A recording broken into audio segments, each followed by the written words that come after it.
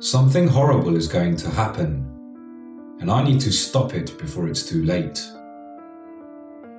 I'm not sure what I can do except to warn as many people as I can. Please heed this warning if you signed up for the North American MP3 flash mob on December 24th. Know someone who has or intend on going shopping that day.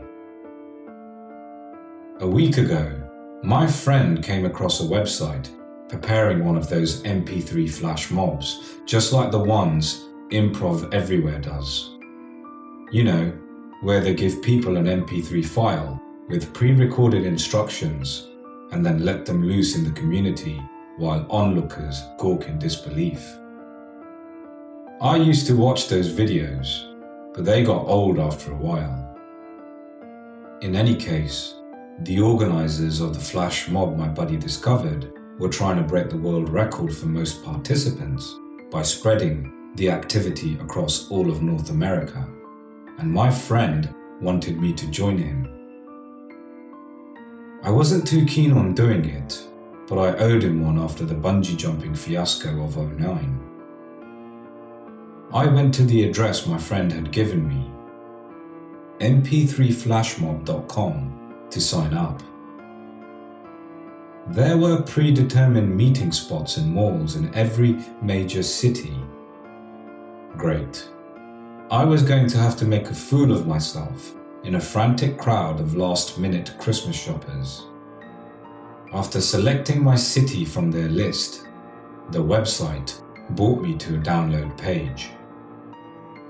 There were strict instructions not to listen to the MP3 until 1:30 p.m. Eastern Time on December 24th, so that the activity would be as much of a surprise to those witnessing the flash mob as it would be to those participating. After coming home from work this afternoon, I got a little curious. I knew I wasn't supposed to listen to the audio file, but it's a damn good thing that I did. I slipped headphones into my ears and pressed play. A bit of Christmas music started playing in the background as the hostess began. Welcome to the North American MP3 flash mob experiment. Thank you for participating in today's flash mob. Together, we'll make history, she said in a cheery tone of voice. I noticed a very faint hum in the background.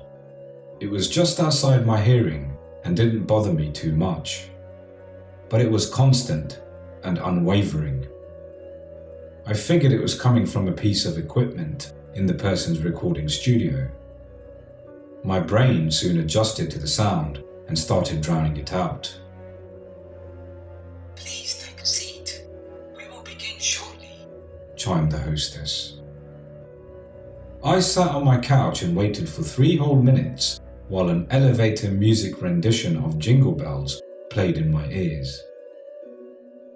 Finally, the hostess began relaying simple instructions. Raise a hand, look at a stranger, freeze, unfreeze, walk a few paces northwest, etc. They were all fairly harmless things. And even though I'd only intended to listen to the MP3, I played along and did everything she requested. Then she asked me to do the most horrendous thing I could think of. Turn south and dance the Macarena, she insisted, her tone slightly forceful. I was mortified. I was going to have to do this in public. Before I even knew what was happening, I realized I was dancing that evil, disgusting, outdated dance alone in my living room. It was as though my body had automatically reacted to her command. Mind you, I did the most half-assed version of the dance, but I did it nonetheless.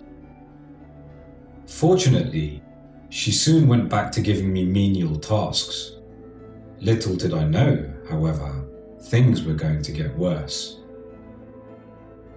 The hostess's voice became more and more authoritative with every order, and the constant hum in the background got louder as the MP3 went on.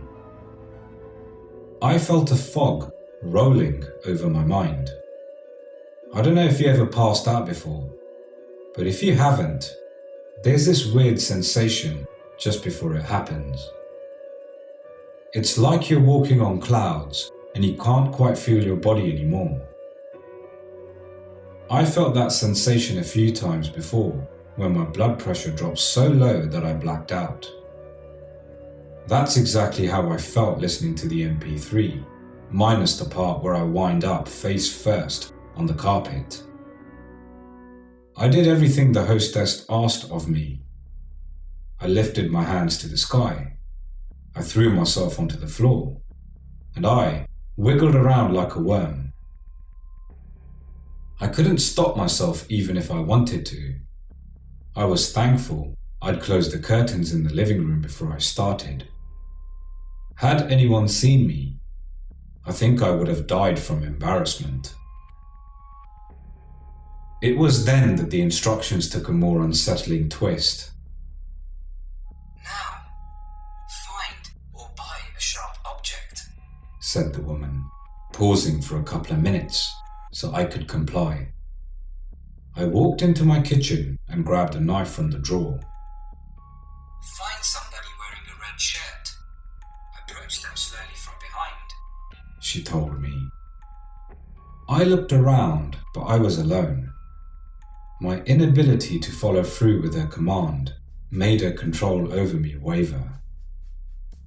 "Plunge the knife into his or her back," she instructed, her voice dry and firm. Reality dawned on me, and I completely froze.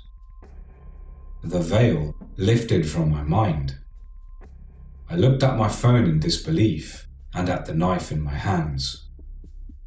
I just barely heard the hostess asking me to carve out the person's heart when I pulled the cord, popping the headphones out of my ears. Panting heavily, I dropped the knife onto the corner top and backed up against the wall in shock. Thank God I snapped out of it when I did, because my girlfriend came home a few minutes later and she was wearing a bright red top. In the hours since, I deleted the audio file for fear of someone accidentally listening to it. I tried going back to the website to see who was running the flash mob, but the site is gone. I know I'm not the only one who downloaded the MP3. There were thousands of people already signed up for the flash mob when I first visited the website. There were message boards full of users trying to create groups in their cities. I have to stop them. But what can I do? If any of you signed up for a flash mob on December 24th, please, please, please, delete the audio file without listening to it. For everyone else, spread the word, be careful, and for your own safety, don't wear red on Christmas Eve.